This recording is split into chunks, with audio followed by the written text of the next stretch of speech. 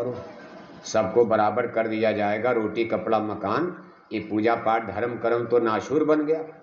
ये देश दुनिया के लिए बड़ी खतरनाक चीज़ है। जितनी देर बैठकर सत्संग सुनोगे तब तक तो 500 रुपया मनरेगा में कमा लोगे, मजदूरी में।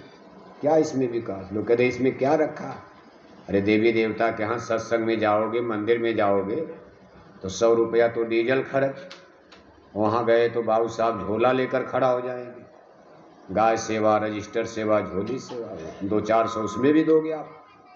इसके बाद भंडारा में कुछ दोगे और शाम को आते आते जेब खाली।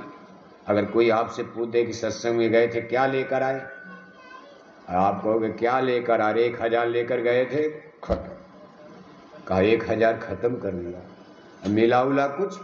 कहा कुछ नहीं। तब तक रास्ते में एक्सीडेंट भी हो गया। अब क्या जवाब दोगे बताओ? रास्ते में एक्सीडेंट, भाई चल रहे हो, एक्सीडेंट भी तो हो सकता है, हो जाता है। कभी गए थे मथुरा, क्या हो रहे, कहा बीमारी लग गई, एक्सीडेंट हो गया, बसें पलट गई। अब समाज इसके बारे में क्या सोचेगा? इतना पैसा भी लगाए और जब लौट करके आए बसें पलट गई, 2 लोग मर गए, 50-20 लोग घायल हो गए, अस्पताल में तड़प रहे, रो रहे। पूछेगा कोई क्या मिला? इसका आदमी क्या जवाब? सीधा जवाब, अगर आप दोगे भी जवाब, इतने कहोगे बहुत मिलता, मर भी जाओगे तो आदमी यही कहेगा भाई बहुत मिला, आत्मा तो। लेकिन आम आदमी कैसे माने? वो आत्मा मानता ही नहीं है।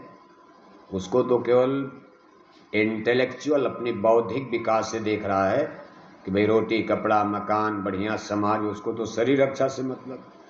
वो लोग आत्मा और शरीर को अलग मानते ही नहीं। वो कहते केवल शरीर ही है, आत्मा नाम की कोई चीज़ें नहीं। इसको कहते वन लाइफ थियरी, एक जीवन का सिद्धांत। हम एक बार जन्म लेते हैं, एक ही बार मरते हैं।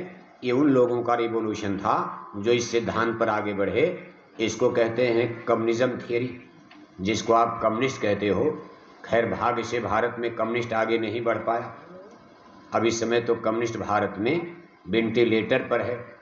लेकिन ये कम्युनिज्म सिस्टम सबसे पहले इसकी क्रांति यूरोप में होती, और देखो सब राजा रानी मारे गए, और फिर पादरियों को मारा गया, तमाम धर्म गुरुओं का कत्ल हुआ। इसके बाद कहा फिट है, लेकिन उसमें जो परिणाम आया सामने बड़ा दर्दनाक हुआ। एक नेपोलियन नाम का डिक्टेटर पैदा हो गया। डिक्टेटर कोई रोकने वाला नहीं, गरीब जनता बच गई। बड़े बड़े स्ट्रांग पर्सन, बड़े बड़े सामंत, बड़े बड़े लैंडलॉर्ड जमींदार सब मार दिए गए।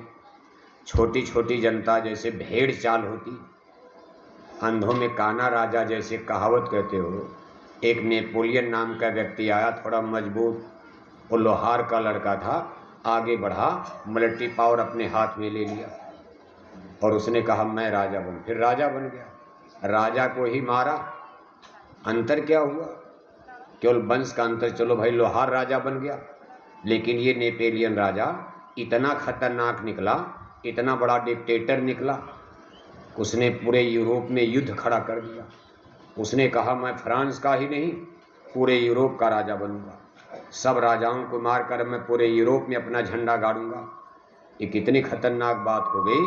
और परिणाम क्या निकला कि सारे राजा एक तरफ हो गए, और अंत में नेपोलियन का बुरा हाल होता है, और फिर स्थिति फिर बिगड़ती। आगे चल करके फिर जर्मनी में आप सुनते हो हिटलर पैदा हो गए। इस सब यूरोप की घटना भी भारत की छोड़ो, आप जो आप सोच रहे हो, देखो हिटलर का नाम सुनते हो, हिटलर पैदा हो गए। फिर मुसोलिनी इटली में पैदा हो गए। उससे भी खतरनाक बात होती है रूस में जब क्रांति होती है, जिसमें मिस्टर स्टालिन साहब और ऐसे ऐसे लोग पैदा हो गए। वहाँ तो